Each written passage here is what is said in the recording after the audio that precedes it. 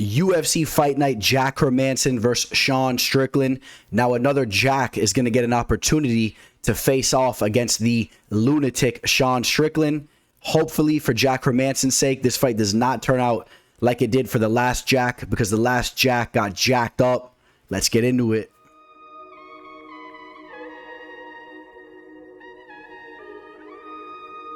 The teller, the teller, the teller.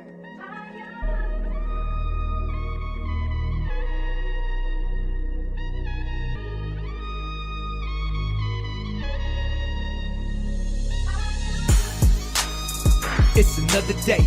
Left jab, right jab. This is MMA.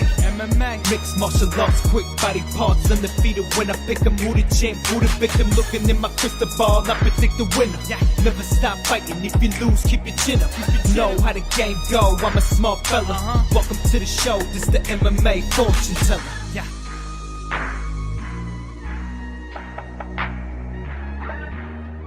The MMA fortune teller. The teller, the teller, the teller. What is up, you guys? Jack Hermansson versus Sean Strickland taking place not this weekend, but the following. I'm filming this here Thursday morning. But good news, we do have a solid Bellator card, Bellator 273. I have that video already uploaded here in the channel if you guys are interested in checking that out. I really do believe it's an above par fight card as far as Bellator goes. So I'm looking forward to that. That's taking place on Saturday. So we got that taking place. That's in Phoenix, Arizona. So just so you guys know. So no fights this upcoming weekend in regards to the UFC. So this will be the following Saturday. We got a nice little fight card put together here. A nice main event. Sean Strickland versus Jack Hermansson. You guys know the routine. We got to touch upon last week's fight card. You guys know it wasn't the best one for me. I'm sure a lot of you guys know that. Follow me on Instagram, MMA Fortune Teller _. But we're going to get into the nitty gritty. I had 3 official plays, and the card really was a tease. They just veered a little bit off track, and we're going to get into that entire fight card. We'll talk about how we missed out on making some money by inches there. So we got that to talk about. Other than that, quick recommendation. Just finished up the Joe Rogan Experience episode with Jordan Peterson. I always enjoy listening to that man speak, and really both of them, of course, Joe Rogan and Jordan Peterson. It was a great listen. It's on Spotify. I recommend you guys check that out if you haven't already. And with no further ado, we're going to swing back to UFC 270. Let's see where I went wrong here. So, the big UFC 270 fight card, the heavyweight championship of the world on the line. Coincidentally, if you guys didn't realize this, so we had the unification heavyweight championship bout that took place here at UFC 270. The same thing is kind of going down on the Bellator scene, if you guys didn't realize. Again, check out that video. Ryan Bader squaring off with the very tough Russian Madovsky. And that's going to be a good one there. And that is also a unification bout. But let's take a look at this UFC 270 card. We'll start at the bottom. We'll work our way up. Jasmine, Justin Davicius takes out Kay Hansen. I'm going to just say this. I am officially off the Kay Hansen hype train. I thought she really had some potential. She's still very young and may come around, but as of now, I'm pumping the brakes on her. She once again ran into trouble. And even in one of her victories, she was in trouble in the beginning of that bout. She got it together there. I thought she was starting to clear the cobwebs and starting to really get things going. A lot of people are high on her. She's a coach over at 10th Planet Jiu-Jitsu, I believe, in Arizona. I may be wrong in there. I might be wrong on that, but either way, Jasmine was the girl that really shined in this fight, and we knew that she's a tough cookie. We saw her in Dana White's Contender Series. We know there's some potential there. Definitely needs to sharpen up some skills here and there, but she's a tough cookie, and she was the better fighter on the night. So shout out to her. Vanessa Demopoulos, big shout out to Vanessa, the fellow Greek American. You guys know I always got love for my fellow Greeks. Vanessa Demopoulos, a girl that has now came out as a girl that was just a stripper, or was just stripping. She was able to stop now in order to train full time. We talked about the flexibility that she has, and her jiu-jitsu has always been there. She has holes in the feet, and Silvana showed that. Silvana cracked her in the face. And that was one of the most awkward takedowns I've ever seen, right? If you look at it from Vanessa's standpoint, or one of the most awkward ways to pull guard. get cracked right in your chin, get dropped, almost finished, but then pull guard and wrap up your opponent like a spider.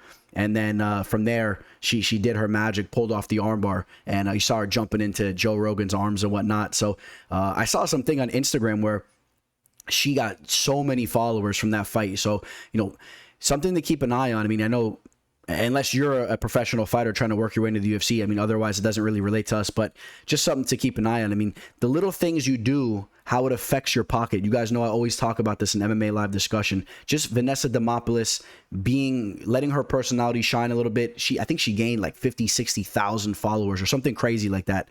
There's some Instagram page that highlights that kind of stuff. And that translates to bigger fights, bigger paydays, being able to survive in the UFC longer, even if you lose a couple fights. Think about these things, guys. That's what we're always talking about here. Just analyzing the entire game from a whole, and analyzing what's going on and what we're watching. We may not always agree on everything. I know some of you guys didn't agree with my Francis Ngannou with Cyril Gane assessment, the video I put out, but you know what? We're not always going to agree, but let's just try to make sure we're seeing these little things here. Matt Frevola takes out Gennaro Valdez. Frevola, whoa, man, he looked phenomenal here. Valdez too, man, the heart that guy has, forget about it. So many other fighters are put out way earlier, but big shout out to both men. But most importantly, Frevola looking to really step his game up. So I'm happy to see that. You guys know I had him on the show. He's a great guy, and I was happy to see that. And we'll be looking forward to see who he gets matched up with next. Tony Gravely absolutely dominates Seaman Oliveira with the wrestling. Oliveira was not ready for this type of test here, so keep an eye on Oliveira if he's able to hang around. And Gravely, not really that young, but still is learning. He's still grooming his way through the UFC. He does have a lot of potential, but he's not really that young. So we're gonna see Gravely matched up with some big fighters down the line, and we'll see if he could do what he did there. Against Oliveira, against some of the higher level competition in the division. I don't know. Jack Della Maddalena takes out Pete Rodriguez. Beautiful performance by Jack. The footwork, the distance management there was beautiful. Switching stances. Pete Rodriguez showed that he has some legit boxing as well, but a guy that only had 4 professional fights, give the guy a break. Let him go back to the drawing board, continue to learn, and let him diet a little bit better. And maybe if he's I believe he took this fight on short notice, but you know what? Maybe you should try, if you're Pete, try to stay in shape full time now. Don't just only get in shape when you have a fight camp going, because he was out of shape for this fight, man. He was carrying a lot of excess weight. He wasn't even looking like you see him here in this picture or how you've seen him in some other fights. So keep an eye on that. How serious is Pete taking this game here? Maybe he just was not expecting the call. All right, now we're going to get to the nitty gritty, man, where, like I said, man, things started to fall apart here. I'll tell you where my mindset was. So I did have Ione Barcelos in a parlay with we'll get to the other leg in a second, but he was the first leg. So right away it fell apart. And Victor Henry, I was watching a lot of interviews going into this fight. Victor Henry, he took this fight on short notice. He seemed to be a little bit unsure of himself, and he was really praising Barcelos, and he was talking about how he only had really 2 weeks of preparation from they initially had the fight scheduled, then it fell apart, and he didn't really seem that sure of himself, but really it looked like he had a poker face now when you look back at it. Now come to find out, this guy lives in the gym. All this stuff's coming out that he's never out of the gym. So that whole thing of not having a training camp was really irrelevant. He was in phenomenal shape, and on tape he showed to be a tough fighter, but I never really saw him look as sharp as he did on the feet. And honestly, you got to wonder if Barcelos is taking a step back here, because he is getting there up in age, especially for the division. I've always been very high in Barcelos, so I'm going to stand behind that play going into it. I'm officially off that Barcelos train. He definitely has hit a wall here, and I expect his career to kind of go downwards, unfortunately for him.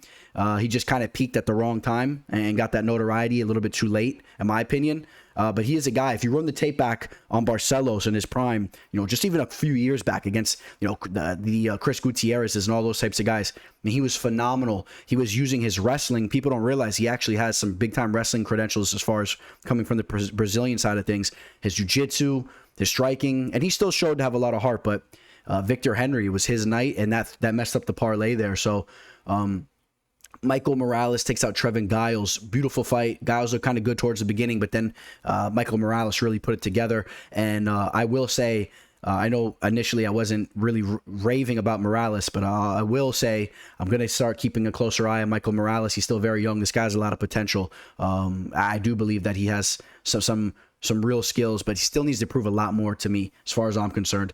Syed Nurmagomedov takes out Cody Stamann. That was the other leg of the parlay, so you know it was going to pay good between Syed and Barcelos there.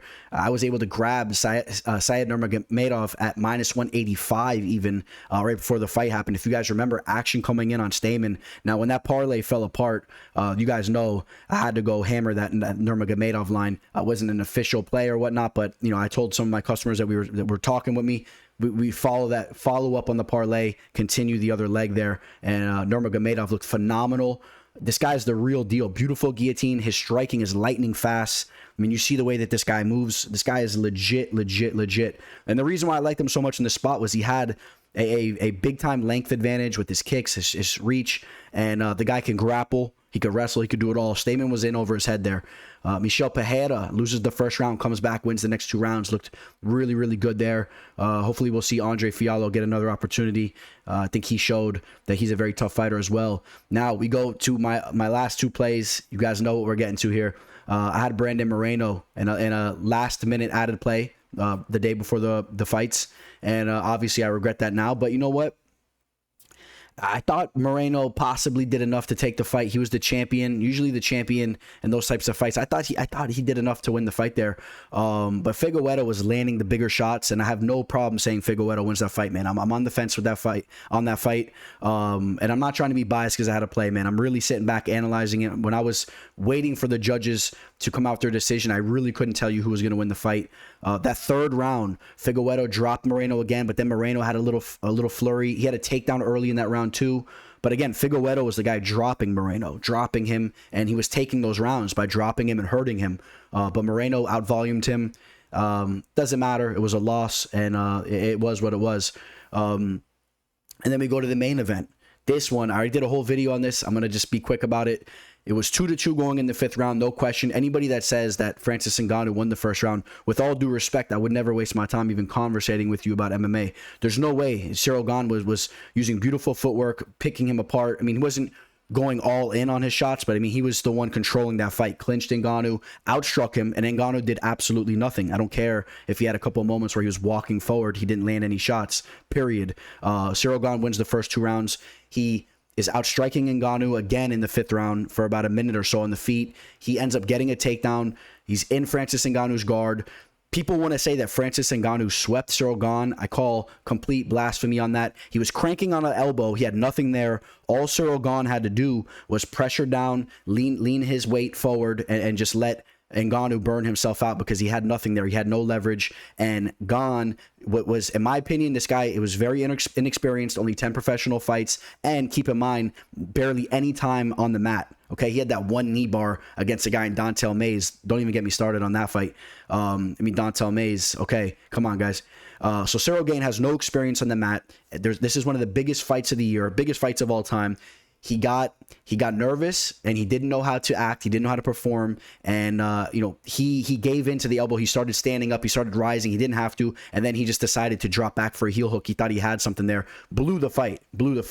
And I still say that you could have arguably gave that 5th round to Cyril Gane. Not that I expected that to happen or really that should have happened. I mean, Ngannou had substantial top time. He was the champion. And I stick to that same premise. If you're the champion, Ngannou 100% deserved to win that fight. But if you break down that fifth round, Gane lands the shots on the feet, gets that takedown. He goes for the submission. He's cranking on it. I mean, if you give any points for that, and then Ngannou gets on top after he doesn't get that submission, and he just sits on him. I didn't even see him throw a shot. I didn't see him land a shot. That's just the facts. That's the fact of the matter. But Ngannou deserved to win the fight. He showed that he has big time heart. He's working on his wrestling and whatnot, but if you guys want to know my real thoughts, I have the other video posted here. I think that John Jones steamrolls both these guys. I think if Stipe uses the same game plan that Cyril Gane did in this fight, just clinch in the first round, wrestle, not just one takedown when you're engaged in a firefight and just shooting once, and Ngannou stuffed that, and then, okay, now start throwing hands again and get knocked out. No, I'm talking about pressure, pressure, pressure. Khabib style, close the distance, clinch, and then Ngannou turns into a different fighter. Stipe's cardio would have been way better than both these guys. His wrestling would have been better than both these guys. John Jones, same thing. Jones is a guy that knows how to adjust inside the fight. John Jones takes out both these guys at this moment in time. That's how I feel about it. How do you guys feel? Comment below.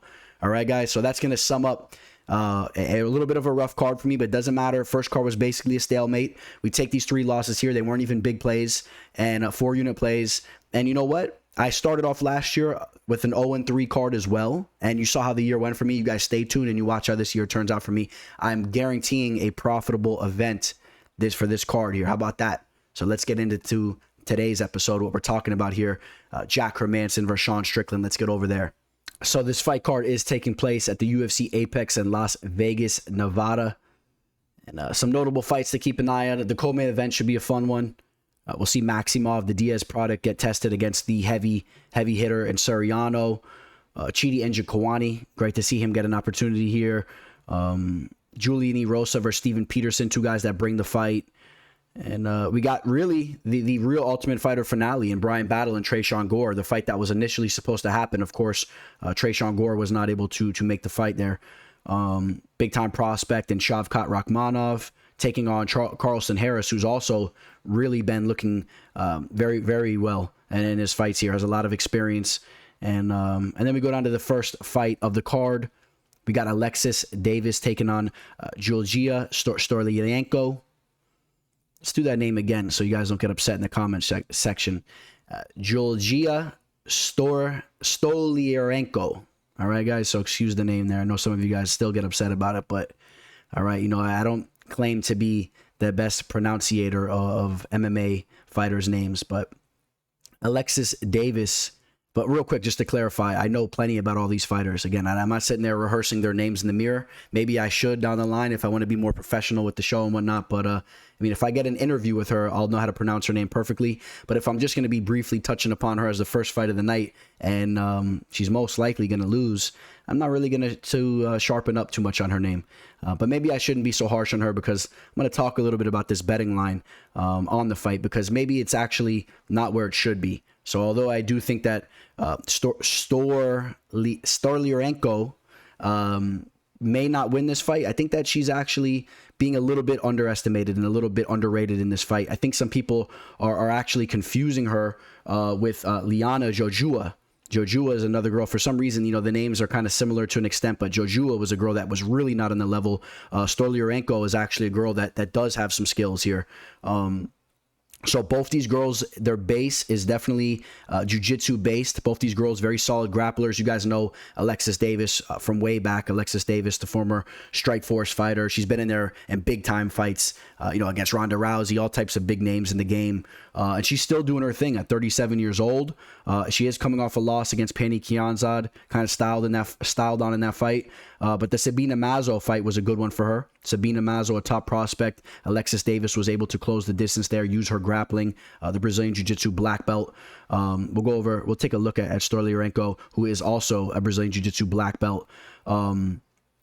In her last fight, she's on a 2-fight skid there. She lost to Julia Avila. In that fight, she did show to have some heart and some toughness in that fight. And she showed to have some little flashes on the feet. She's a girl, she can throw a clean shot. She can throw a nice little power shot here and there, but she's not super comfortable there. You'll see that she doesn't really string her combinations together. And when she throws a shot, if you fire back, she'll kind of get a little uncomfortable. She'll kind of duck. She'll turn her back a little bit. She'll kind of not look so fluid on the feet. It's not going to look good for the judges' scorecards.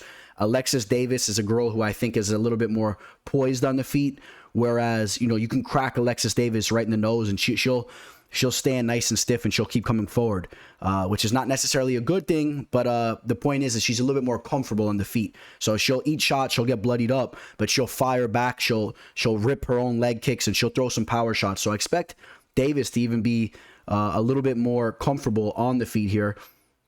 I'm very curious to see how these girls perform on the mat. Storlyanko has had some moments down there on the mat as well. Even though, again, she lost those two fights. Some of them were a little bit closer than some of you guys may have remembered.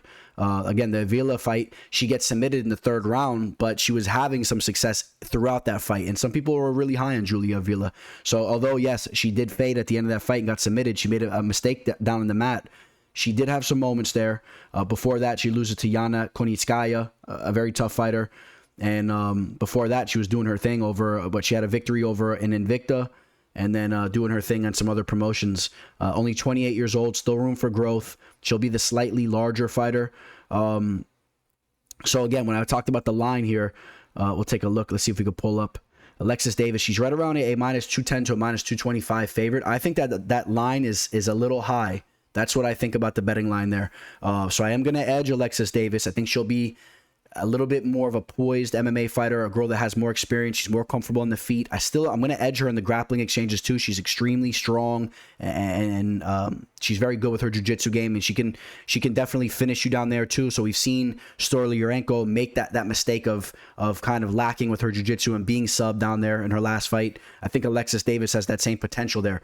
But if Alexis Davis is lacking a little bit, if the age is catching up with her, or if we see a little bit of strides in Stoliarenko's game, being hungry, coming off these losses, still being a younger fighter, this fight may play out a lot more closely than some of you guys expect. So I'm giving you guys a warning right now. So if you're touching that high line, I'm not necessarily crazy about it, but I do pick Alexis Davis to win the fight. Sam Alvey taking on Phil Hawes. Of course, Phil Hawes coming off a very tough loss. Once again, throughout his career, getting devastatingly knocked out. He did right the ship for quite some time, but let's not forget, he's had some moments where he's been hurt on the feet.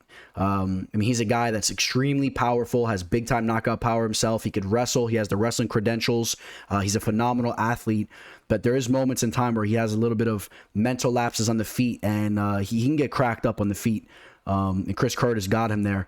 But again, before that, stringing off victories over Kyle Dawkins, Nasruddin Amavov. Amavov wobbled him in the third too, couldn't put him away. Malkoun, he knocked Malkoun out. And then he also took out Bestiov, and that was in the Contender Series. You guys know the fights from way back in the day. Knocked out on the Ultimate Fighter show way back in the day. Knocked out on Dana White's Contender Series as well, by the bearded man who looks like Pluto. What's his name? Julian Marques. So, this is a big fight for Phil Hawes. He's 33 years old. He was really starting to get some big-time momentum, and then that got halted here. But he can get things going again here if he can get a big-time knockout over Sam Alvey, or just do something to really grab our attention again. Sam Alvey, this guy is no joke. There's definitely a recipe to take out Sam Alvey, and I always preach about that. But Sam Alvey, I want to give him credit. He's an extremely tough guy, great counter puncher, great counter hooks, very underrated takedown defense, great cardio. The thing is, I say this time and time again, if you want to go out there and defeat Sam Alvey via decision, you can go do that. That's sitting there and that's waiting for you. So no matter, it just depends how you and your coach's game plan to what you want to do in the fight. If you want to go out there and you want to just throw feints at him and just rip leg kicks, Sam Alvey will allow you to do that for 13 minutes straight in the fight. There might be 2 minutes where he kind of tries to, throw some pump fakes at you, try to make you flinch, and then throw a couple hooks, and he'll try to pressure you. And then as soon as he does that for a second, he's dropping right back, and he's on the back foot, and he's trying to counterpunch you. It is what it is. Break down the tape on Sam Alvey. If a fighter goes out there, rips the leg kicks, and just kind of stalls, you might get a couple boos. The boss ain't going to be happy. Dana ain't going to be happy. You can go get a victory, though. And if I'm Phil Hawes, that's what I'm doing here. You need to get a victory. After taking that loss there, you got to go in there, just get a victory. And then in the next fight, you can look to do a little bit something more spectacular. Because Sam Alvey's a guy, if you get in there, if you go in there, you're a little overzealous, Alvey will clip you with a hook. And also, if Phil Hawes wants to push the pace in this fight, he's going to open himself up to possibly be countered, but also, in some of his past fights, his cardio hasn't looked the best. Now, as of recently, he looks to have sharpened that up a little bit. So I will say that. And I do believe he's over at Sanford MMA. And he's been looking good with his cardio. So I don't want to go in him too much because I've seen some growth there. But he has shown in the past where he's in some grueling fights, he will slow down. So that's another thing that may favor Sam Alvey. At the end of the day, though, the fact that Sam Alvey is such a counter striker, and a guy that really, really relies on hitting you with that big punch where you're coming in, and meanwhile he just gets outpointed very, very often. I can't side with him here. Sam Alvey, the taller man, but actually at a 2-inch reach disadvantage. So Phil Hawes with the freakish long arms. He's a physical specimen. I gotta go with Phil Hawes to pull it off here. I know he'll be hungry for this victory. And now we take a look at the live line on this fight. Phil Hawes right now, right around a minus 335 up to that minus 375 range. So some possible value on Alvey. If you're liking Alvey, maybe to make this kind of a barn burner type of fight, try to bring the energy a little bit, meet Phil Hawes, try to hit him with the counter shot, try to push Hawes' cardio. You got to wonder if Alvey realizes how big of a fight for him this is. If Sam Alvey loses this fight, I think it's fair to say that he should get his walking papers, and it definitely seems the case that he's probably friends with some of the UFC brass, because, I mean, we're talking about now 1, 2, 3, 4, 5, 6 fights in a row that he's lost. And for whatever reason, he kind of has a name in the game, and sometimes his fights tend to be decently exciting, so he's able to hang around. But he loses this fight. I think this is the last time we may see him in the UFC and possibly in MMA. I don't know where his mind's at as far as where he wants to, how long he wants to keep fighting. He's 35. Maybe he fights over in Bellator. Maybe he fights over at Eagle FC. Shout out to Eagle FC. They also have a big fight card taking place this upcoming weekend as well. So remember that. And that is Khabib's promotion. But I will be picking Phil Hawes to win the fight here. I think that Phil Hawes will right the ship and bounce back with the victory. Hopefully he's ripping the leg kicks and he slows the pace down. We got a big time prospect throwing down against another guy that is actually starting to get some recognition in his own right. Carlston Harris here. But the prospect I'm talking about is Shavkat Rakhmonov. This guy, 14-0, has shown to have some real potential. The rumor is that he is a descendant of the great Genghis Khan. I tend to believe it. All jokes aside, they talk about Genghis Khan, how he spread his genes throughout that entire area of the world, and like 1 in every 5 people from that area, whatever you guys know what I'm talking about. I don't need to go into the whole thing, but how so many people in that area are somewhat related to him because of how many women he impregnated. If there was a guy that probably is one of those people's, or one of those people from that lineage, it's probably Shavkat Rakhmonov. This guy is an absolute warrior and a specimen here. The Nomad, 14-0. This guy got grappling skills. This guy is polished up in the feet, has a very nice jab. I've liked very much what I've seen from him. What a frame as well. Let's talk about his frame real quick. 6'1", 77-inch reach. That is an above average frame for the division. And now keep in mind, Shavkat Rakhmonov is in the welterweight division. We're always talking about Khamzat Chimaev. Well, you might want to keep an eye on Shavkat Rakhmonov as well. He needs to do a little bit more, obviously. Still needs to do a little bit more, in my opinion, before he starts getting some of that recognition. But this is a guy that has that potential. And I like this test in front of him because he's battling a guy here, once again, battling a guy that has a lot of experience. Carlston Harris. Now, in his last fight, he took on Michel Prazeres, a very underrated guy, a little bit up there in age at the time, and was very much undersized. You guys know the deal with Prazeres, very short and stocky. And the Nomad was able to really exploit that distance there. But Prazeres was a guy that's a very, very crafty veteran, and so is Carlston Harris. Carlston Harris now has 21 professional fights. I know he only has 2 fights in the UFC. Has had a nasty knockout victory over Impa Kasanganay and submitted Christian Aguilera. But before that, he has many fights, all around the world and whatnot. So he is a Guyanese fighter who fights out of Brazil. And he is a guy that, when you break down his tape, right, I'm not really crazy about his technique on the feet. He's very fluid. He's very relaxed. It's almost like he's in a sparring match. His hands are kind of low and he's just ripping shots. And you know how Roy Jones used to do that, keeping his hands low, ripping shots. And sometimes you could really put some speed and torque on those shots. But I think that does open you up to being counterpunched, and especially against a very disciplined fighter like Rakhmonov, who pumps the jab a lot. I expect Rakhmonov to land more frequently with the jabs. And when it comes to the grappling, I got to back Rakhmonov. He has looked phenomenal down there on the mat. He's not only been going in there controlling his opponents, but he's been submitting them as well, pulling off all types of subs. This guy is a very, very polished fighter. And you guys know I'm going to be going with Rakhmonov here. I've been very high in him. This is another fighter that I've been willing to attach my name to. Not like I'm taking credit. I'm not saying that you guys aren't noticing this as well. I'm just putting that out there. You know what I mean? And nothing special over here. But if you guys want to do that as well, this is a guy I attach my name to the same way I've done with the Magomed Ankalaevs, the Khamzat Chimaevs. A couple different fighters. We could talk more about them on another episode. I could do a whole video about some of those guys. But Shavkat Rakhmonov is another one of those guys. I really feel there's some legit potential there. And check this out. He's over at Sanford MMA. You guys know I'm very, very high in this gym as well. Very close to me. And this is, the gym that eventually, came from the Black Zillions. And, the Black Zillions, of course, a big time gym. They didn't really last that long, and they kept breaking off into whatever different types of gyms. And now you got Sanford MMA, and you got Henry Hooft over there, one of the best striking coaches in the game. So expect growth from Rakhmonov striking. We already know he's a nasty grappler. He's very strong. Carlston Harris, in my opinion, he's going to have to try to clip him with the shot. Otherwise, I think he could be in some trouble. Harris is a well-rounded fighter too. Very well-rounded fighter. But I just think that Rakhmonov is better anywhere this fight goes, and that's why I'm picking him to win the fight.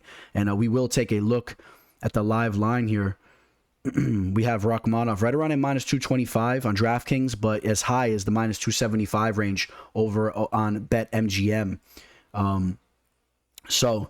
Rakhmonov, a pretty decent favorite, but against a guy in Harris, who some people are pretty high on as well. But keep in mind, Rakhmonov has been going into some of his fights as a big-time favorite, right? And his last fight against Brazeris, closed around a minus 360. In the Alex Oliveira fight, he was still a little bit unknown, so the line actually wasn't too bad there. But in the Brazeris fight, he was a big favorite, minus 360. And again, don't sleep on Brazeris. People respected his name, so people are catching on. I think Rakhmonov wins this fight, and don't be surprised if you start seeing that minus 4, minus 500 line against him in certain matchups. So something to keep an eye on there. I got Shavkat Rakhmonov to win this fight. Harris is a tough guy, and I'm not really sure if Harris gets finished in this fight. I think he might be able to hang around, make this a 3-round decision type of fight. No matter how you spin it, though, I got Shavkat. Taking place in the flyweight division, we got the Psycho Denise Bondar taking on Malcolm X Gordon. Bondar finally makes his UFC debut here, at least hopefully. Was initially matched up a couple times here in the last couple months, but the fights kept falling apart. Bondar is a very exciting fighter. You break down tape on him. This is a guy that brings the fight. He's a well-rounded fighter. Needs to be polished up a little bit more. And I could see him running into some trouble against certain guys in the division. But Malcolm Gordon, in my opinion, is a bread and butter type of fighter.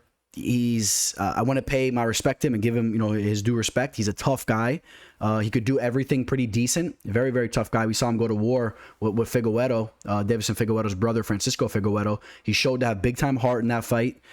Showed to have some flashes on the feet, and showed to have some jiu-jitsu and some nice scrambles reversing Figueiredo. But I think he really won that fight based on being in better condition and having a bigger heart in that fight, because there were some moments where he was kind of controlled and a little bit styled on a little bit there.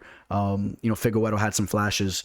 But now, going into a fight like this, I think that Gordon's going to be game. I think he's going to be game. I think that he's going to be definitely a worthy opponent of Bondar. Bondar, 16-3, the Ukrainian fighter. We do not have a reach for him, but we do know that Bondar has fought over in the bantamweight division. So I expect his frame to be pretty solid here going into this fight, even though he's at an inch, I don't know if you want to call it disadvantage, but an inch less of height compared to Gordon here. Now, Gordon he got knocked out against Su Madarji. And then he was also submitted by Amir Albazi, a guy that I'm pretty high on Albazi. I like him. Caught him in that triangle choke. Gordon got caught in that triangle choke. That's not really a submission that you see pulled off that much these days. So you got to kind of look into that a little bit. You really shouldn't have allowed that to happen.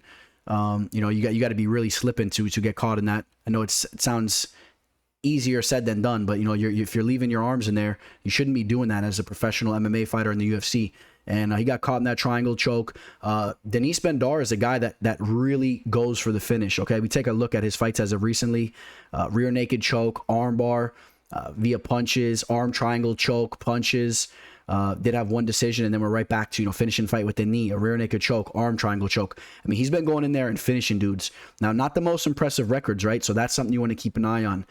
These guys are definitely a step down in competition. I think Gordon's a step up, but I do believe that Bondar will be able to rise to the occasion here and get his arm raised in this fight. I do believe so. I've seen enough of him on the feet that I think that he could somewhat get the better of Gordon there. But again, I do think that Gordon will be hanging around, trading shots back and forth. But I kind of edge Bondar there. He throws some nice kicks. I've seen him throw some heavy kicks to the body in some of his fights. I think he can mix it up there. And I think that he'll be a little bit more of the aggressor in this fight. Again, now, Gordon will be looking to meet him, but I think that Bondar will be a little bit more aggressive. That's something that I noticed in his fights. This guy really brings it.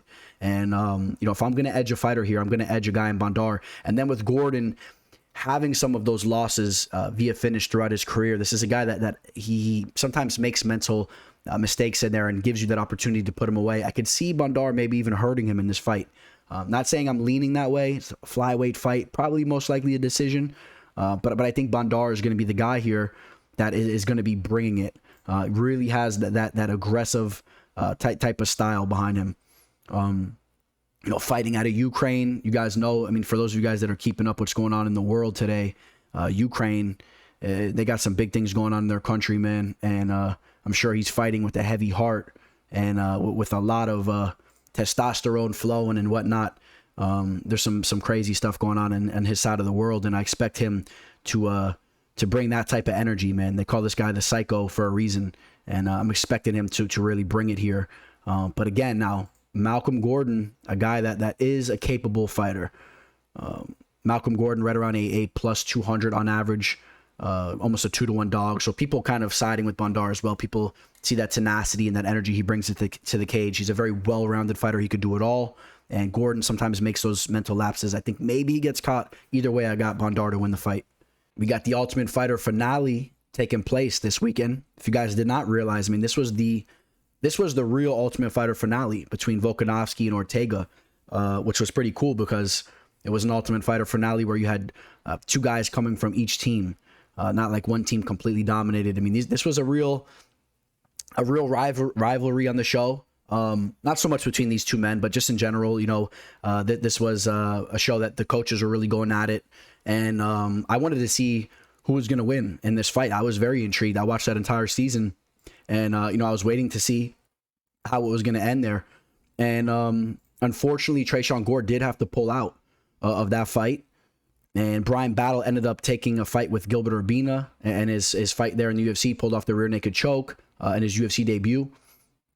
Before that, finished Andre Petroski. We know Petroski's a legit fighter, big time wrestling, needs to work on his cardio. But that's a big win there, especially the way Bryan Battle did that, stuffing the takedowns. A guy that doesn't really have a martial arts background, really. Bryan Battle, just a guy that's got into the game a little bit late. He's a big dude and he has crazy heart. He's a tough dude, and it translates to his fights. Tresean Gore, this guy has big time striking. I've been very, very impressed with his leg kicks. When you see him in his fights and you see him trading with his opponents, they really don't want anything of it. They're almost, you know, timid to engage because this guy has real power. I believe that. I think Tresean Gore, win or lose this fight, I think this is a guy that will be in the UFC knocking heads off no matter when that time comes. I do think that Bryan Battle is going to be a tough fight for him, though.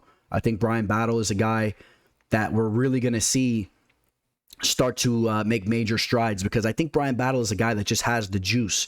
He's 27 years old. Like I said, really hasn't even been training that long compared to some other guys. And this guy is just going in there and he's shining. He's shining in his fights. This guy, he's stuffing takedowns very, very well. He does everything well. He strikes in his own little unorthodox type of way, and he just brings the fight. He puts that pressure on his opponents, and the majority of the time he's breaking these guys. And again, took out Andre Petroski in that fight. Really put it on Cameron Lachinov, a very talented grappler, was able to stuff those takedowns. than the Gilbert Urbina submission. Gilbert Urbina, comes from that family of UFC fighters. He has two brothers that fought, or I should say, Ultimate Fighter family. And they could all throw down, and that was a big victory over Gilbert Urbina. So once again, Battle proving that he's a legit fighter. Tresean Gore coming off that injury. So it was about 7 months, about almost 8 months since that fight took place. Also taking out Gilbert Urbina, knocked him out there. The Ryder Newman fight. Ryder Newman was a very polished wrestler who, in my mind, and I think he even admitted it, that he mentally broke before he even went in the fight.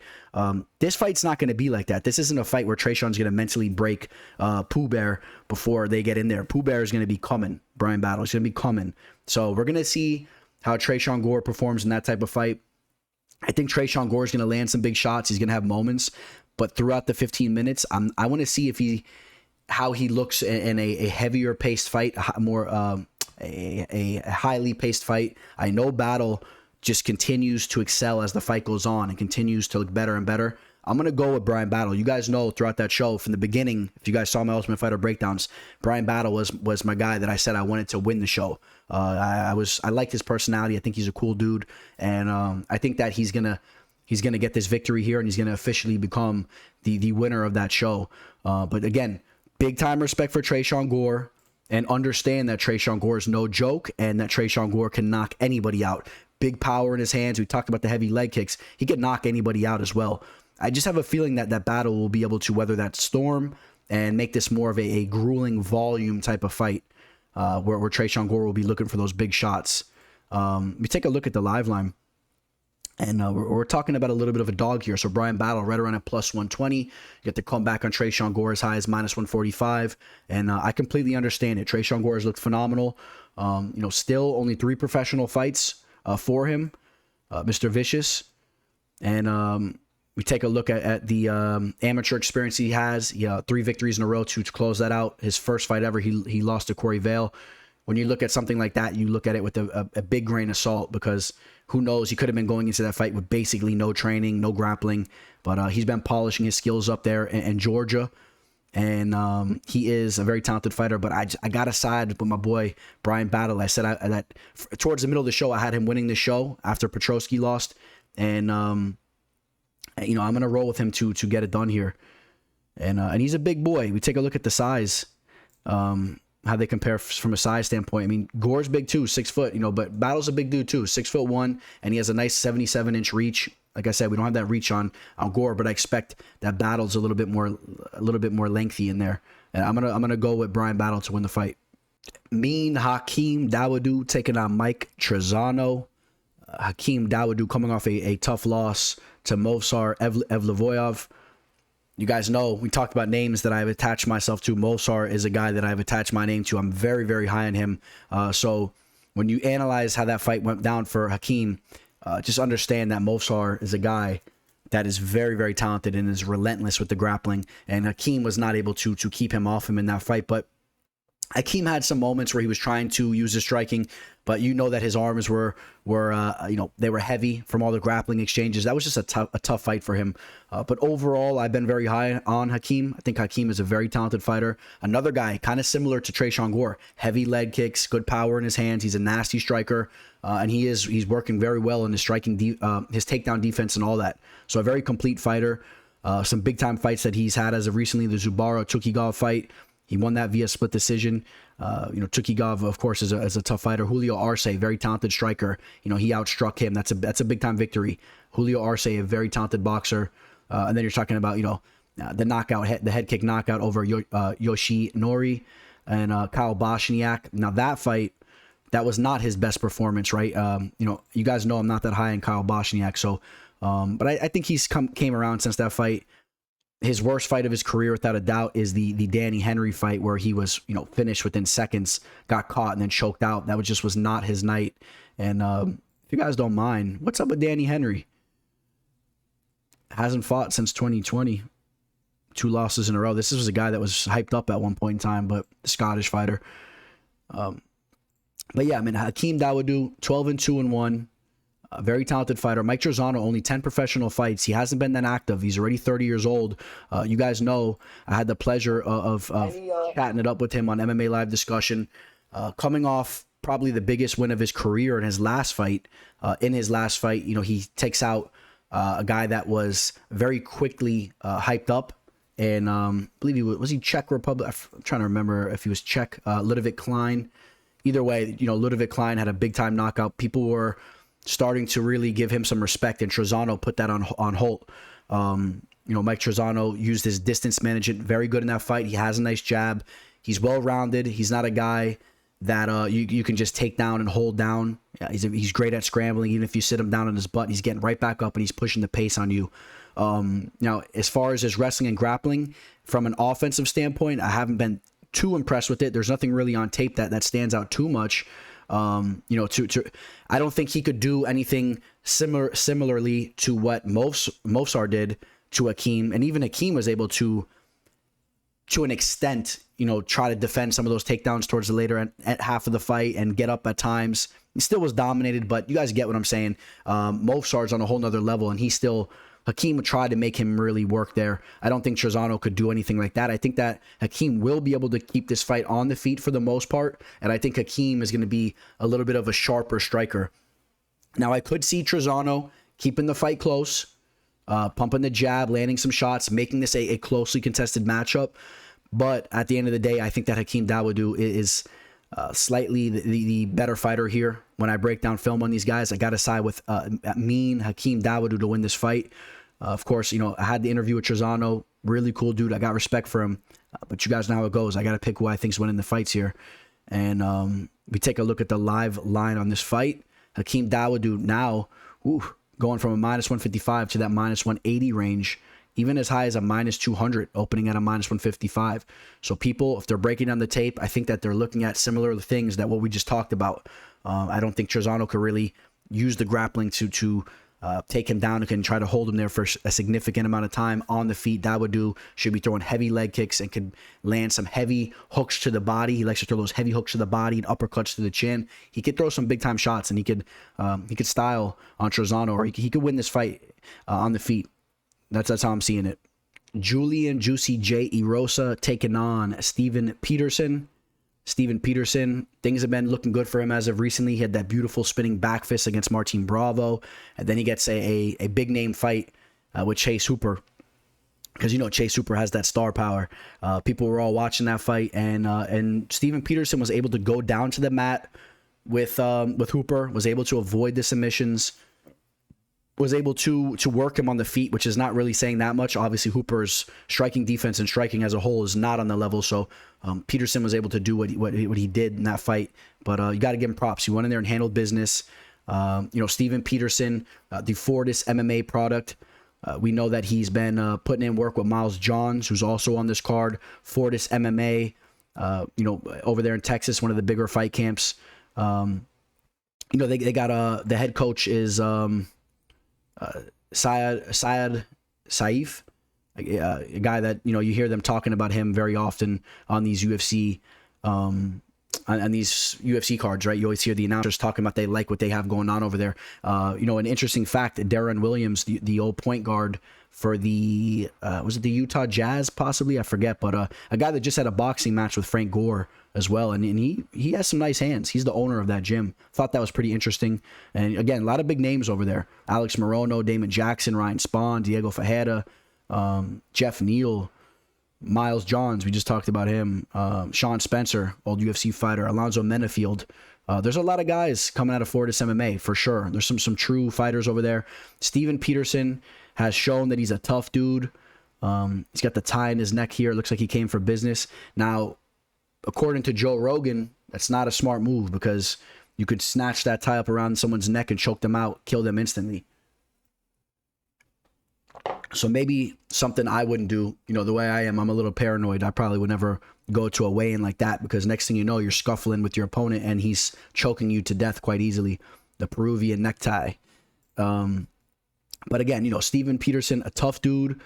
This guy is he has a reputation supposedly of being a very tough guy, and you see it translate into his fights. And now he's taken on A guy, Julian Erosa, who's a little bit more of a finesse fighter. Now he's willing to engage in a brawl as well, but Julian Erosa, he likes to use his distance, and he'll throw some beautiful step-in type punches, step-in uppercuts, great footwork. I mean, we remember him from The Ultimate Fighter way back, 2011 or whatnot. I mean, he was on that show kind of styling on guys. And he's just had a very under-the-radar type of career. He's still hanging around, fighting in the UFC. I think they let him go there for a while. They gave him another opportunity after the show. And he's a guy that's been a major underdog in multiple of his fights, and he continues to show up, taking out guys like Sean Woodson. He was a big-time underdog there, taking out Nate Landwehr. Coming off a big win against Charles Jourdain, and then he had that loss against Sang-Woo Choi where he got caught. And Choi's a nasty striker, so it was what it was that night. When I break down this fight here, I think it has all the makings to be a very fun fight. I think these guys are going to engage. It's going to be a little bit of a war. I kind of think that Erosa will be a little bit more of the sniper in this fight, whereas Peterson will be looking to move forward, land some heavy shots. He'll throw some unorthodox type stuff too. He'll mix in. You saw him throw that spinning back fist. He'll do some wild stuff, but he'll be looking to try to close the distance, use his boxing. I think Erosa can use his footwork and kind of outland Peterson a little bit. If they go down to the mat, I love the subs that Erosa brings to the table. We've seen him pull off beautiful Darce chokes, all types of subs. And another fight that was a big time victory for him. Besides the Ultimate Fighter, he had an opportunity on Dana White's Contender Series against Jamal Emmers. And he also got a big-time finish on Jamal Emmers there, where he knocked him out. Had that choke over AJ Bryan over at Cage Sports 60. And again, the beautiful Darce choke against Sean Woodson. And another beautiful Darce choke against Charles Jourdain in his last fight. That was a big standout fight for him as well. I will be siding with Julian Erosa. Like I said, I think that he'll be a little bit more of the sniper in there. He's going to have a 4.5 reach advantage, but also he's going to have 3 inches of height, and he's going to have that length on his legs to use the kicks from the outside. I like my boy Juicy J here. And we take a look at the live line. We got Juicy J right now as almost a 3-1 favorite on some books, right around that minus 250 to 300 range. People really respecting him here. Maybe a little bit of disrespect towards Steven Peterson. The guy's a tough fighter. Trying to think of an avenue he can take this fight. He has to just make it a dog fight, and he has to land, and he has to pressure Erosa, maybe control him against the cage, get a sneak takedown in, and not be reversed or kind of styled on by Erosa, because Erosa is tricky in there, and he has all types of moves he can pull on you. I think Julian Erosa is the better fighter here. I like Julian Erosa. So we talked about what they got going on at Fortis MMA. Miles Johns, again, another product of Fortis MMA, and there he is with Steven Peterson. So they've been getting down to business together. Preparing to go to battle. Miles El Chapo Johns, you guys know I've been attached to this guy in a couple different ways from a betting standpoint. I've had multiple bets with him. He's came through for me. He's had me stressed out through one bet. I'll be honest about that. But he also, another bet he came through very easily for me, and I didn't have to stress at all. And that was the Anderson Dos Santos fight, which I did have some action on him in that fight there. I believe I had him mixed in a parlay. It might have been the Kevin Natividad. My memory's slipping me. But I know he came through with a beautiful knockout, and I did not have to stress at all. Put some money in my pocket. The Cole Smith fight, I did have an official play on him against Cole Smith, and that was a very grueling fight. Cole Smith really brought the fight, and that was 2 years and 4 months ago. It's crazy to think. I know exactly what bar I was at, and I was stressing out. People were trying to talk to me. I wasn't having it. I needed to hit that bet there. That was my first official play of the card. But Miles Johns, a guy that is a very tough wrestler. He has a wrestling background. If you're not up to par there, this guy will take you down. He will control you down there. And a guy that is also shown to evolve with the striking big-time power, coming off 2 knockouts in a row. John Castañeda coming off a knockout victory over Eddie Wineland in his own right. Eddie, a little bit up there in age. The sexy Mexi, 30 years old, training out of Minnesota. We take a look at let's see here, John Castañeda. You see him getting his work in over here, starting my birthday with some work. This guy's getting it in on his birthday. 7 weeks, we get in the fight mix. So you see him preparing for battle for quite some time over there at the academy. And, another tough Mexican fighter. You guys know that they're coming through the ranks like crazy. And 18-5 as a professional. In this fight, he will have a 1-inch reach advantage, and he'll be an inch shorter. I'm going to cut to the chase. When you break down on Castañeda, he's okay. He's okay, but, you know, I think Miles Johns does a little bit of everything better. I think Miles Johns will be the better striker here. He'll have that wrestling edge. Castañeda, in my opinion, needs to make this fight a grueling fight, not necessarily a grueling fight, I shouldn't say. Maybe he needs to make this a war. He needs to try to get some opportunities through making this fight a war. Maybe John slows down a little bit. He can maybe pull off some type of sub, or you know, maybe clip Johns where he can try to take control of this fight. Tough loss against Jose Alday, a split decision loss. Jose Alday, we've seen him perform on Dana White's Contender Series. I think that he's a solid fighter there. But at the end of the day, I'm taking Miles Johns to win this fight. I won't go on too much about it, because I think that Johns gets it done, and he's right around that minus 240 to minus 275 range. Another pretty solid favorite here on the fight card. There's a few of them here. Stick with me. I got another dog coming at you guys. I know some of you guys are looking for the dogs. I got a dog coming up here in a minute. Stick with me here, but I will take Miles Johns to win this fight. I think he could use his wrestling. I think he should use his wrestling. He, you know, engage in the striking a little bit, but mix in some takedowns, control him. You know, maybe he gets another big knockout. That'll be good for his career. But at the end of the day, get your arm raised, Miles Johns. Use the wrestling as well, and he's the better overall fighter. Training out of Fortis MMA, he's really being polished up. So speaking of the big favorites, we got another one here. Jailton Almeida taking on Danilo Marques. Jailton and Almeida, one of the more impressive performances I've seen on Dana White's Contender Series. If you guys didn't catch that fight against Nasruddinov, a guy that was undefeated and really highly praised from an overall standpoint, not even just his grappling. Everyone was high on this guy, but a very tough wrestler.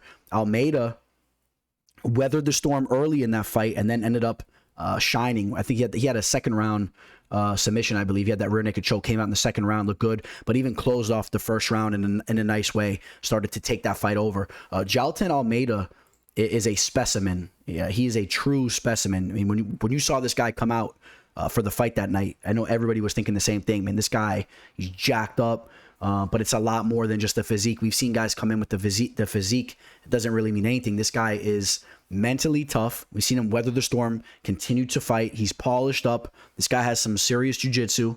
That was a very impressive performance with his jiu-jitsu skills in that last fight. And he can strike too. He has power from the limited amount of tape you see in him. This guy has power. I think he's a dangerous fighter. Danilo Marques, this guy is a jiu-jitsu specialist. I mean, that's what he does. He's a grappling specialist. I mean, we've seen him get a couple victories as of recently. He was exploiting Mike Rodriguez's grappling abilities. He was exploiting Khadis Abragimov's grappling abilities. There was really nothing that was impressive of Danilo on the feet, and in fact, there's some major holes in the feet, in my opinion. It doesn't seem that comfortable there at this point in time. He's 36 years old. He has 14 professional fights. I don't really expect that to change. Jailton Almeida is a guy that's 30 years old, but he's looking to make a push. This guy is talented. I am all over Almeida in this spot. I'm not even going to go on too much about it. This is probably one of my most confident picks on the card. I think Almeida is gonna roast him up here. Now he's at a 3-inch height disadvantage, and he still has a 1.5 reach. I'm telling you, this guy, he's designed for war. This guy has a great physique, and I am on Jailton Almeida. I think that Jailton Almeida can hang with Marques on the mat. Now, Marques is a very decorated jiu-jitsu guy. If you guys, he has some accolades down there. I think Almeida can hang with him there, but I think more importantly, he can exploit him on the feet. So if I'm Almeida, you're stuffing takedowns, you're keeping this fight on the feet, you're avoiding the clinch, and you knock him out. You don't engage in those jiu-jitsu exchanges. And I do think that Almeida that if there's something that may go wrong in this fight, is the fact that Almeida may be super confident to go down to the mat, and you give Marques a slight chance based on what the odds are. It's just not worth it. You have a clear advantage on the feet. We saw Danilo Marques knocked out in his last fight by Kennedy and Njokuani. Jailton can easily do the same thing here. We're talking about a guy, Marques, that is not on the level on the feet. Hopefully Almeida stays away from the ground game there, but I still think that he probably even gets the better of him on the ground as well. We'll take a look at the live line here.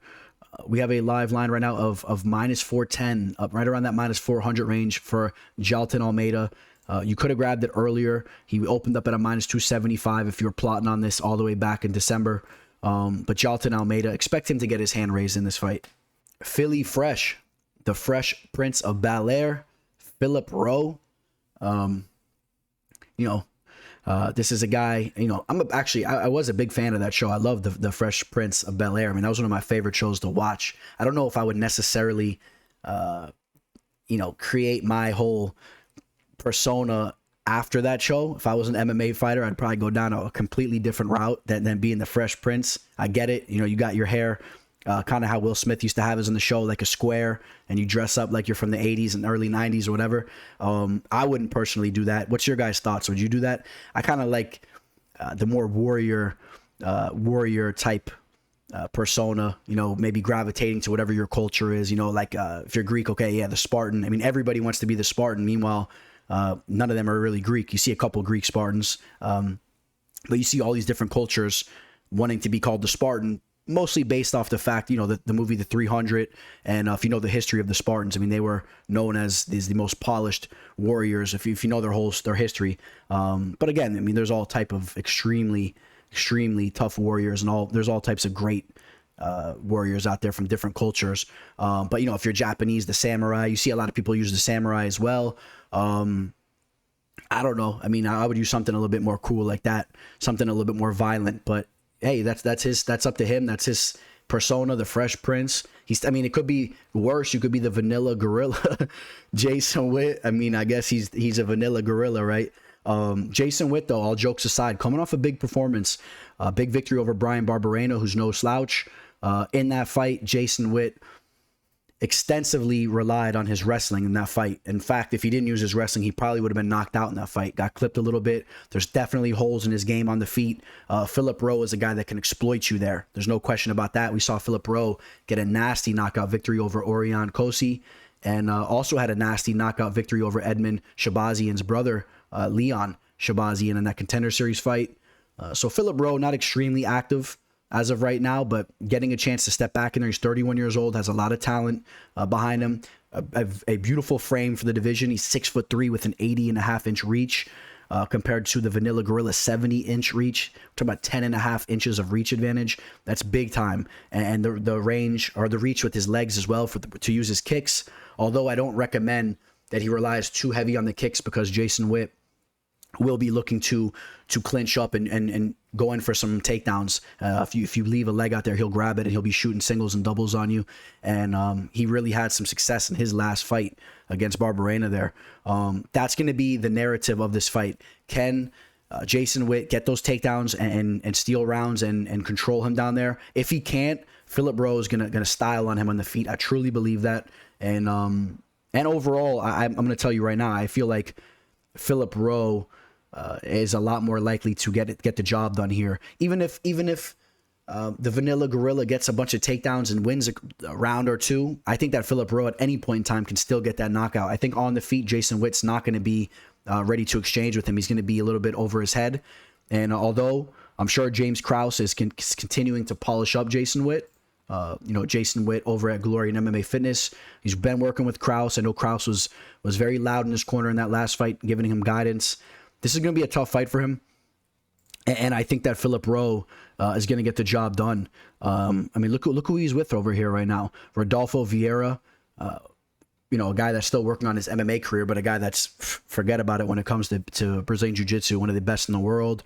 Vicente Luque, you want to talk about the MMA game, one of the best in the world. Vicente just recently got matched up with a guy that he already knocked out, Bilal Muhammad. I got a little post on my IG over there. You guys can go check that out. Curious your guys' opinion on that. Can Bilal get redemption there? And that's taking place April 16th. Make sure you guys give me a follow on Instagram, MMA_fortuneteller_. But again, back to this fight here. Philip Rowe getting in that work over here, a guy that still has a lot of room for growth. You see him over there engaging in the grappling tournaments and whatnot, so he's ready to go down to the mat as well. Although again, I think he should avoid that. I'm on Philip Rowe here to win this fight. I think Philip Rowe gets it done. I just think it's way more likely, and I think there's a good possibility he gets a knockout. If you're looking for a prop bet or something like that. And the line's right around a -175. The comeback on Jason Witt at +145.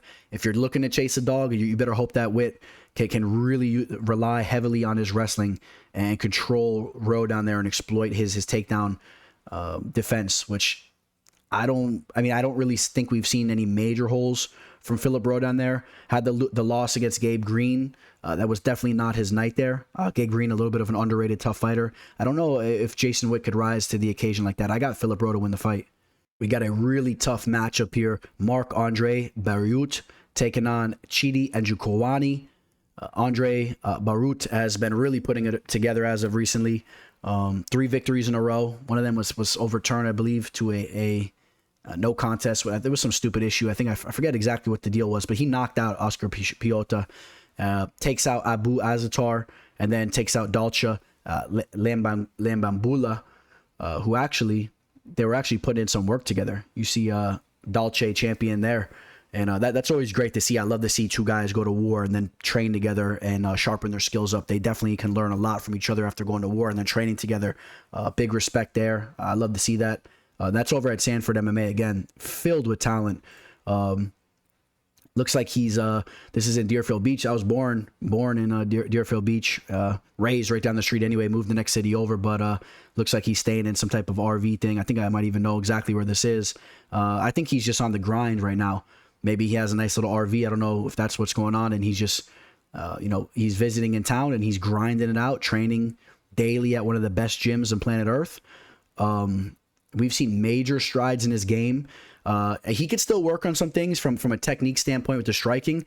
Really, he's been thriving, just pushing the pace and pressuring his opponents, landing some leg kicks, hitting them with a couple of shots as he comes in, clinching up, pushing them against the cage, hitting them with knees. I mean, this guy has just been bulldozing opponents.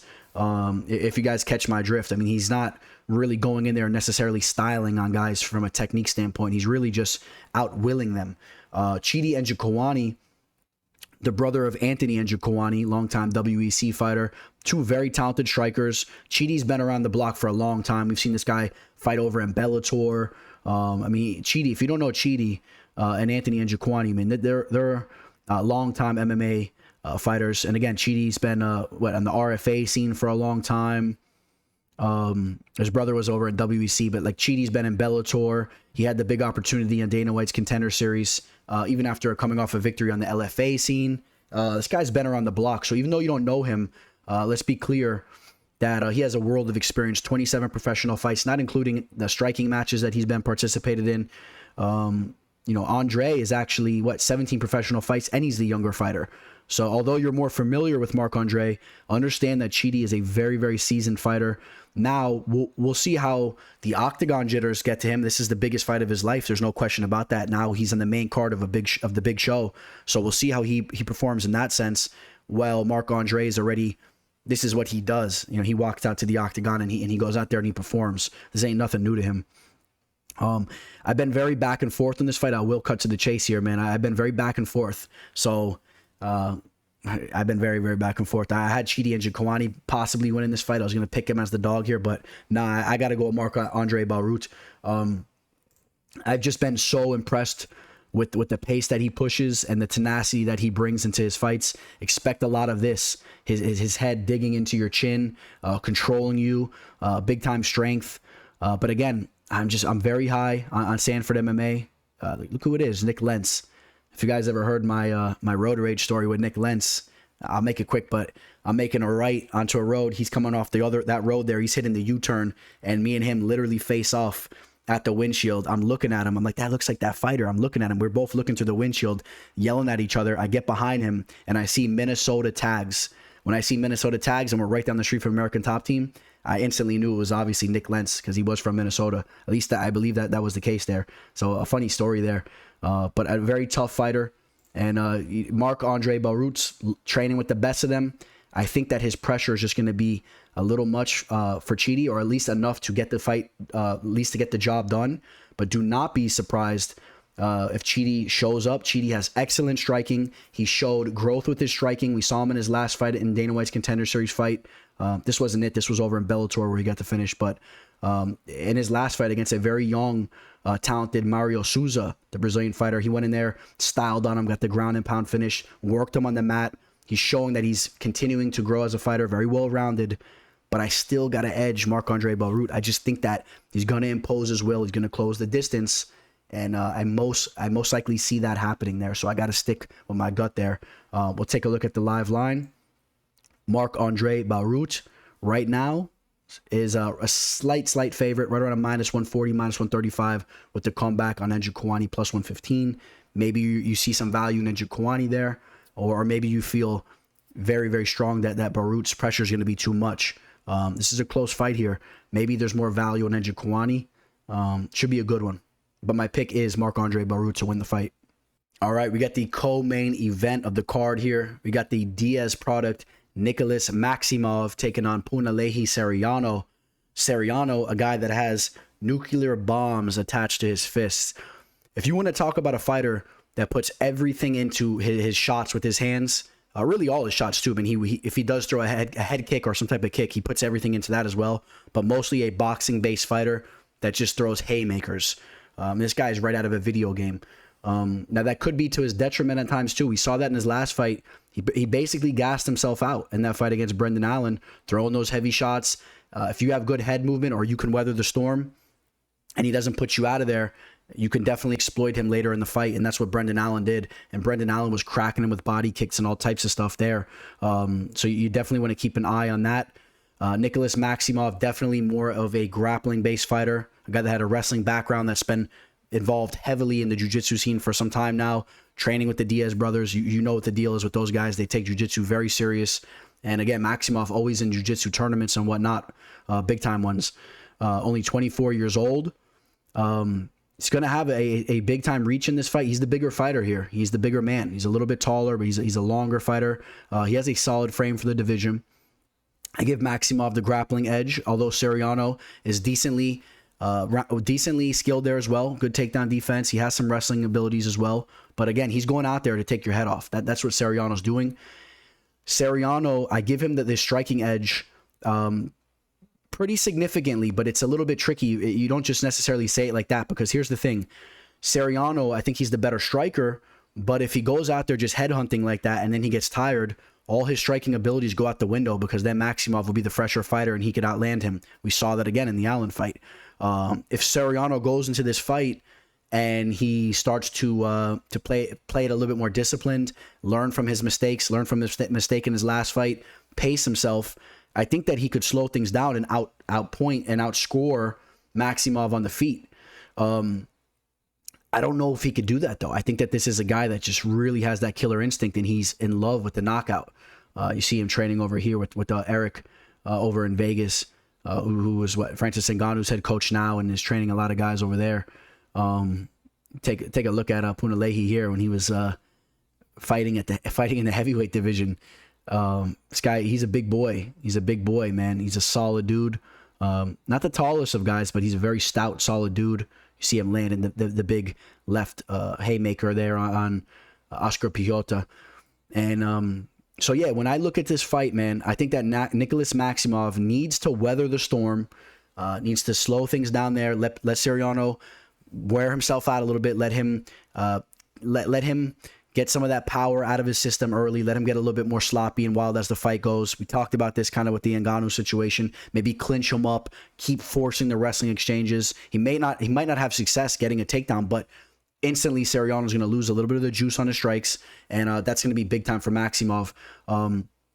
If Maximov is still stepping it up with his striking, still learning from the Diaz brothers. You know, they love their boxing just as much as the jiu-jitsu. I expect strides in his boxing game. He's still very young, only 24, but we need to see more from him on the feet, because I have not been that impressed from what I've seen from him. We'll take a look at what Maximov has done. He had that big victory, and again, he is undefeated. Don't be confused by the grappling losses here. He had that big victory. First off, a victory on the LFA scene, and then he goes over to the Dana White's Contender Series fight against Oscar Cota, who's a heavyweight fighter, and he takes him on there. That was a crazy fight. Oscar Cota was the significantly bigger man in that fight. You take a look. 263 pounds. I mean, he was carrying a lot of extra weight compared to Maximov, and he gave Maximov a little bit of trouble in those grappling exchanges based on all that extra weight there. But at the end of the day, Maximov hung tough. He got the victory, and then he had the fight against Cody Brundage where he looked good. He won that fight. Cody Brundage, the Factory X product, 27 years old. going into that fight, he had some flashes in the William Knight fight, although he did lose that. Then you take a look, his amateur fights, Dalton Rasta. That's a guy that's fighting this weekend over in Bellator. Very, very skilled fighter, a freak. This guy's the real deal here. Bryan Battle. We just spoke about Bryan Battle. I mean, he's in there with real dudes, and that was a split decision loss. So you know what? Cody Brundage is a guy that maybe when you're analyzing or you're breaking down the tape on that fight, understand that Brundage is a decent fighter. Maximov rose to the occasion once again. High fighter IQ, in my opinion. I think Maximov has high fighter IQ. That's why I'm going to be rolling with the dog here. I think Maximov is going to be smart enough to weather the storm. I think that the Diaz boys got him polished up. They're going to understand he needs to avoid the boxing and the power of Soriano. Weather the storm, clinch up, engage in the wrestling, and then if Soriano kind of gasses himself out, I think Maximov can whip some body shots, body kicks, use the striking a little bit. Maybe we see a little bit of growth from him there, but I think Maximov will be the bigger dude. He will be the bigger guy, and I think that he'll be more polished up as far as his cardio goes, and he'll have a little bit of a grappling edge. If I see a dog on this card, I'm going to take Maximov. I'm going to take Maximov to win the fight, and Maximov right now, Maximov is... Let's see if we could pull up a live line on Maximov. He's right around a plus 170 dog here. So people, they do have some faith that Soriano's going to come through, use the boxing, and outstrike him. I'm gonna do a little shot here on Nicholas Maximov. I'll give him a pick here. Shout out to the Diaz brothers. You guys know I'm big fans of them. I know a lot of you guys are too. Let's see if Maximov can follow in their footsteps and start stringing off some victories and build a name for himself in the game. Hey, you guys, real quick, 2 things coming at you. If you're looking to work with me for my official plays, do not hesitate to reach out to me. All my contact information's there below. I'm always here. I'm always willing to work with any of you guys. I am going to have action taking place this upcoming weekend on the Bellator fight card.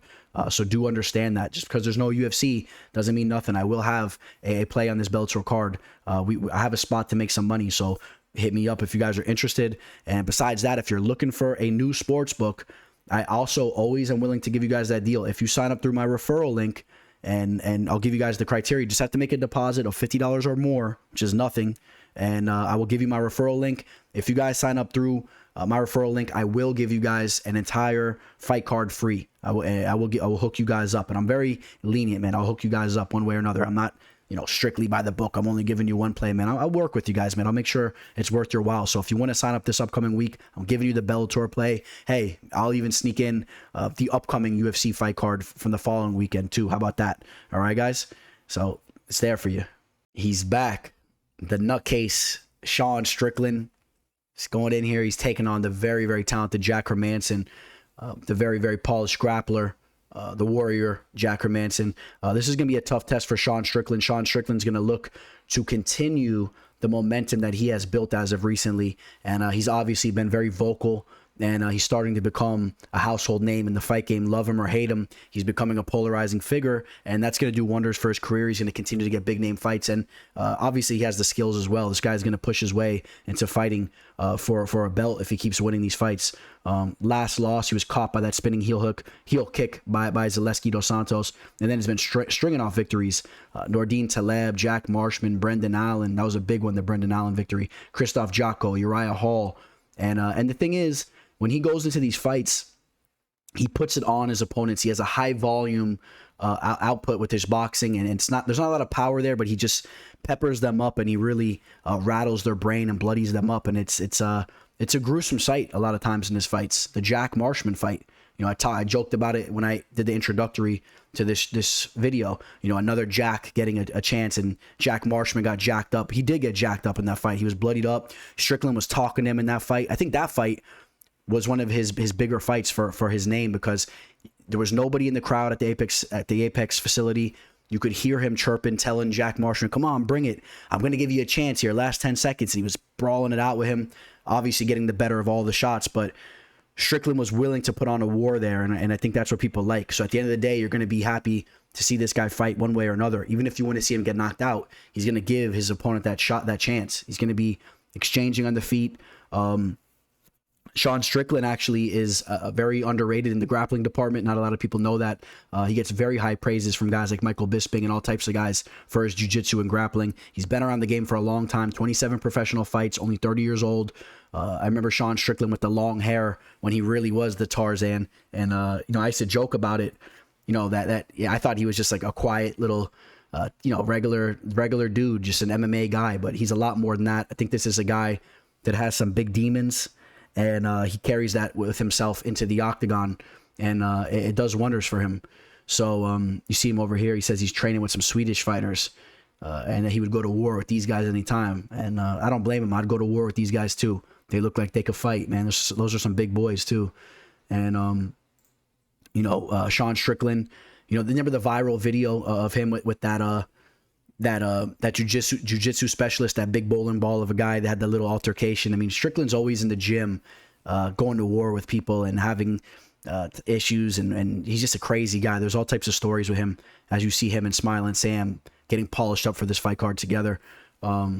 Sean Strickland is just so comfortable on the feet because he's constantly grinding in the gym. This is what he does, and grinding in the gym with spectacular fighters.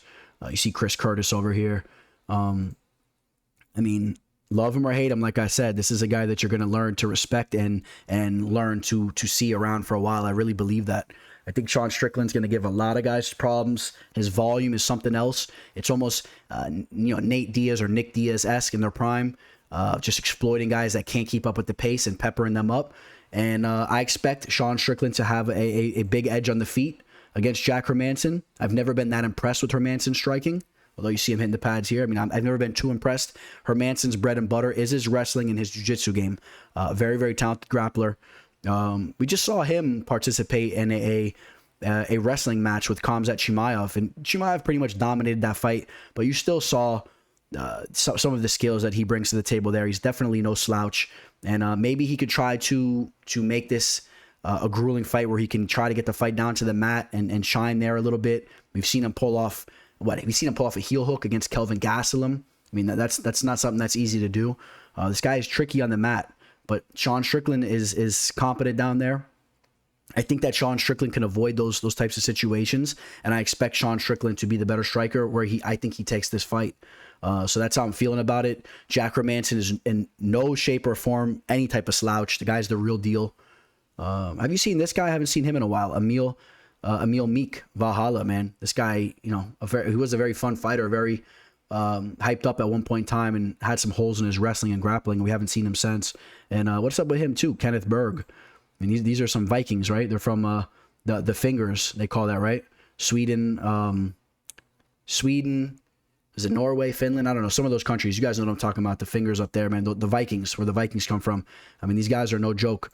And but I think that Hermansson is going to have a tough test here. I think he's more than capable of making this a tough fight. But I think we're going to be seeing a lot of this, little peppering him up. One thing to keep an eye on as well, too, is Sean Strickland gives his opponents chances to capitalize with the striking. Although he's pushing that pace with the boxing, Jack Hermansson, if he's working on that striking like we saw, can maybe clip him with the shot too, because Strickland will be willing to eat some shots. So if you can make him pay, catch him on the chin, maybe you see something there. You see him celebrating with his boy, Chris Curtis there. Shout out to those boys over there. Chris Curtis, man, a stud as well. Very glad to see him carve a name in the UFC.